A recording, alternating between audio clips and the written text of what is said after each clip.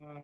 और दोस्तों इस सेशन में हम मरीन कम्युनिकेशन ये जो भी टॉपिक है शॉर्टकट में डिस्कस करेंगे। अभी जो भी स्टूडेंट मेरे चैनल को फर्स्ट टाइम विजिट कर रहे हैं उनको एक रिक्वेस्ट है कि चैनल को सब्सक्राइब करो।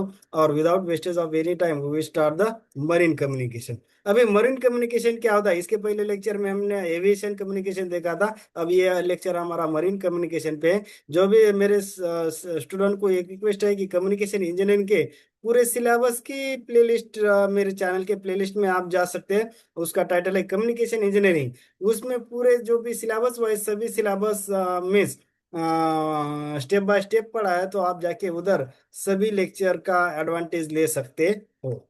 अभी देखो कि मरीन मरीन कम्युनिकेशन क्या होता है। Marine communication refer to the system and method use for transmitting information between ships, from the ships to the shore and within the ship at the sea. Means information किस किस के बीच में share करने के लिए होता है, between the ships, बाद में फ्रॉम शिप्स टू शोर, और and within the ships at the sea. ये सभी के लिए इंफॉर्मेशन एक्सचेंज करने के लिए मरीन कम्युनिकेशन यूज होता है। पर्पस क्या होता है मरीन कम्युनिकेशन का, helps avoid the ship collision avoid करने के लिए हेल्प करेगा। बिकॉज ऑफ द कम्युनिक अगर कम्युनिकेशन नहीं रहा तो कोलिजन हो सकता है ना। तो उसके लिए मरीन कम्युनिकेशन अगर रहा तो कुछ वो भी आप मीन्स जो भी शिप कोलिजन है उसको उसको हम अवॉइड कर सकते हैं। Provide the weather updates and navigation information, weather की जो भी हवामान है उसके भी इंफॉर्मेशन प्रोवाइड करेगा, अपडेट करेगा। Allow the vessel, vessel means क्या हो जाएगा, large boat or ship to coordinate movement and exchange the information. Emergency communication like during the accident, storm, fire and sinking situation, ऐसी इमरजेंसी जो situation है वहां पे भी ये मरीन कम्युनिकेशन आपको हेल्प करेगा। Enables the contact with the ports, coast guard and marine authorities, इसके बीच में कम्युनिकेशन स्टेब्लिश करने के लिए मरीन कम्युनिकेशन यूज होता है। अभी टाइप्स कौन कौन से होते हैं, ship to ship communication between two or more ships at the sea, उसको बोलते हैं ship to ship communication. Ship to shore communication means communication between ships and को स्टेशन और पोर्ट्स, इसके बीच में अगर कम्युनिकेशन रहा तो शिप टू शोर कम्युनिकेशन बोलते हैं। बाद में shore to ship communication, communication और message sent from the coastal authorities और the ports to the ship, अगर ये ऐसा कम्युनिकेशन रहा तो उसको हम बोलेंगे शोर टू शिप कम्युनिकेशन। अभी फ्रीक्वेंसी रेंज क्या होती है इसकी, मीन्स मरीन कम्युनिकेशन की, हमने देखा कि marine communication lies VHF range, VHF की रेंज कितनी होती है, 30 मेगाहर्ट्ज से 300 मेगाहर्ट्ज तक इसकी वीएचएफ की फ्रीक्वेंसी रेंज होती है। VHF means very high frequency range. उसके बीच में जो भी मरीन कम्युनिकेशन की फ्रीक्वेंसी रेंज है उसके बीच में ही आती है। मरीन कम्युनिकेशन की फ्रीक्वेंसी रेंज कितनी होती है, 156 मेगाहर्ट्ज से लेके 174 मेगाहर्ट्ज, ये मरीन कम्युनिकेशन की फ्रीक्वेंसी रेंज होती है। अभी block diagram of marine communication, अभी देखो यहाँ पे बहुत सिंपल ब्लॉक डायग्राम है।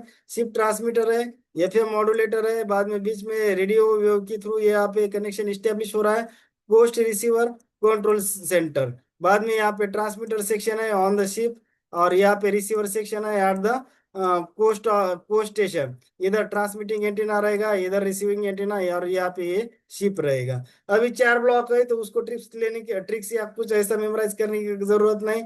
आसान से आप 4 ब्लॉक, तो कुछ ऐसा डिफिकल्ट नहीं है ना, सिर्फ 4 ही ब्लॉक है। 4 ब्लॉक देखो ना, शिप ट्रांसमीटर है, एफएम मॉड्यूलेटर है, पोस्ट रिसीवर है, और कंट्रोल सेंटर है। तो आसान से आप 4 ब्लॉक याद रख सकते हो। अभी इसका वर्किंग, अभी working of the block diagram divided into two section, हमने देखा था एक ट्रांसमीटर सेक्शन होता है और दूसरा होता है हमारा receiver section.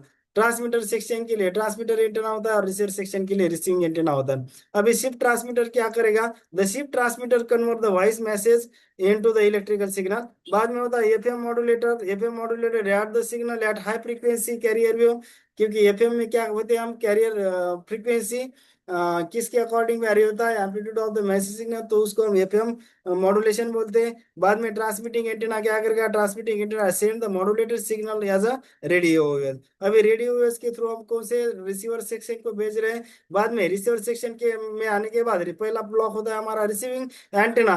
Receiving antenna at the को station catches this radio wave, जो भी रेडियो वेव से हमारी इंफॉर्मेशन सेंड करे वो रिसीविंग एंटेना कैच करेगा। बाद में post receiver, the coast receiver remove the modulation और perform the demodulation for extract the original message signal, क्योंकि डीमॉड्यूलेशन क्या करता है, जो भी ओरिजिनल इंफॉर्मेशन है उससे उसको एक्सट्रैक्ट करता है, उसको हम डिमॉड्यूलेशन बोलते हैं। बाद में कंट्रोल सेंटर क्या करेगा, the control centre receives the message for monitoring safety and communication के लिए। मिस कंट्रोल सेंटर जो है वो ओवरऑल कोऑर्डिनेशन के लिए होता है।